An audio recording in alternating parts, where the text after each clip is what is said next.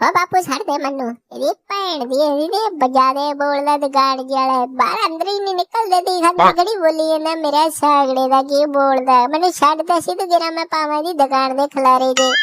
ओ पुत्त रहन दे छड़ दे गुस्से नु मुड़िया कल्ले पुत्त भाईया मेरे कोल कोई ना दुकानदार आंदा ता यही हाला पुत्त एवी नुकसान नहीं आपदा कराएगा जे सट पेट मारी पैसे मैं थोल पाएगा पुत्त भाईया ठंडा रह दी भैन दी बड़े बदमाश दी मैनू एनू पता नहीं भी एदा पापा नाल गई पंगे ले जंदा भी दो जाने है मैं कहणू पापा गल कर तू नहीं मेरी बात छड़ दे नहीं हुण चेक दूं मैनू जाके